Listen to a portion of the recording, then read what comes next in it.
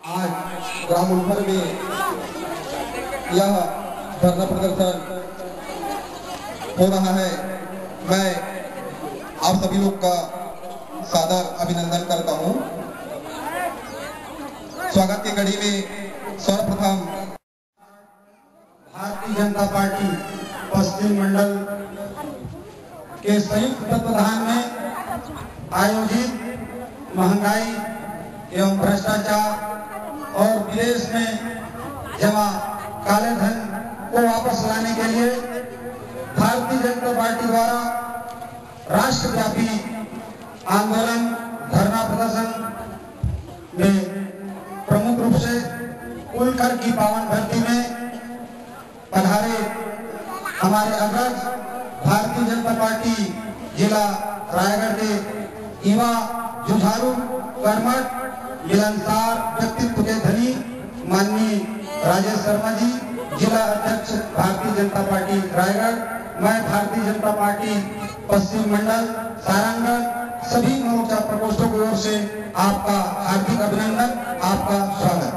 मंच पर इसी कड़ी में विराजमान छत्तीसगढ़ शासन के पूर्व विधायक माननीय विजय अग्रवाल जी, पूर्व विधायक जो मेरे पिता तुल्य हैं, उनका भी मैं मंडल की ओर से उनका हार्दिक स्वागत और अभिनंदन करता हूं।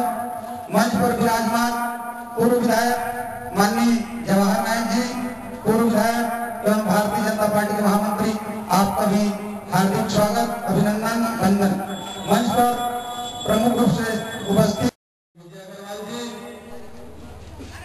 भारतीय जनता पार्टी जिला के महामंत्री आदरणीय जवाहर नायक जी, भारतीय जनता पार्टी मंडल के अध्यक्ष सम्मानीय नंदराम लहरी जी, भारतीय जनता पार्टी जिला के कोषाध्यक्ष उमेश अग्रवाल जी, यहाँ भारतीय जनता पार्टी के वरिष्ठ नेता यमावे गोटिया। हमारा रॉयल्टी है, हमारा कोयला का है, हमारा बाक्साइड का रॉयल्टी हुई पैसा है, कोई हमको खैरात तो छोड़ देती है पैसा। नंद कुमार सिंह का आरोप मिथ्या है, पहले क्यों नहीं किया विकास? विकास तो आज हो रहा है। नंद कुमार जी तो मंत्री थे, क्या विकास हुआ? सिंचाई की कौन सी योजना चली है? वो आरोप बेबुनियाद है। दिग्विजय सिंह जी रामदेव जी पर छोटे आरोप लगाते हैं, जो भी वक्तव्य करते हैं उन पर आप अपने उनकी मानसिक स्थिति ठीक नहीं है। मेरे व्यक्ति के विचार उनके मानसिक संतुलन बिगड़ा हुआ है।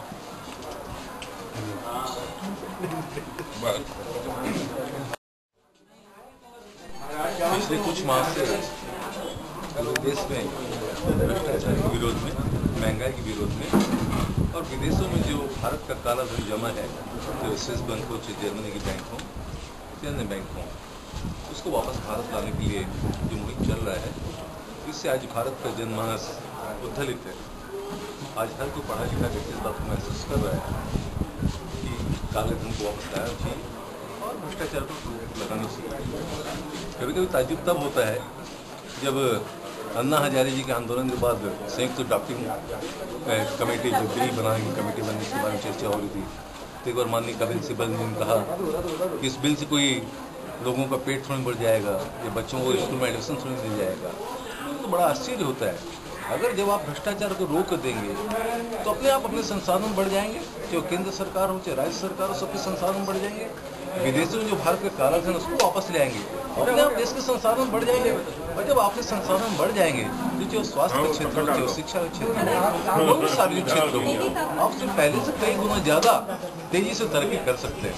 इसलिए आज भारत के हर व्यक्ति को, चाहे गाँव का हो, चाहे शहर का हो, छोटा हो चाहे बड़ा हो, उसको अपनी आवाज इस आंदोलन के साथ मिलानी चाहिए।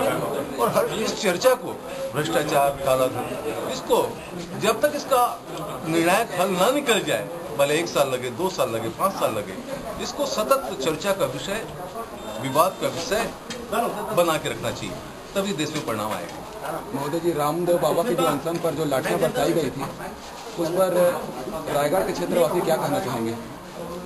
निश्चित रूप से किसी भी लोकतांत्रिक देश के लिए ये घटना शर्मनाक है।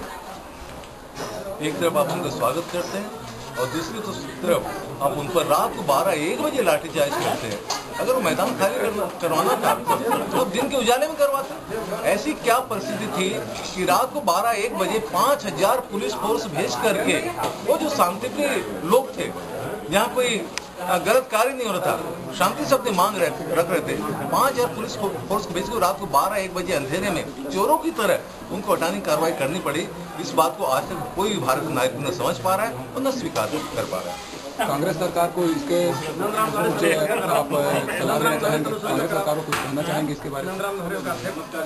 केवल कहने से कुछ नहीं होता, कांग्रेस को खुद को आंतरिक मूल्यांकन भी करना चाहिए और बाह्य मूल्यांकन भी करना चाहिए कि कांग्रेस सरकार भारत में लोकतंत्र के प्रति आज अपने आप को कितना जवाबदेह समझती है, लोकतांत्रिक संस्थाओं और लोकतांत्रिक मर्यादाओं का कितना वो पालन कर रही है, इनके खुद का सोचने का विषय है।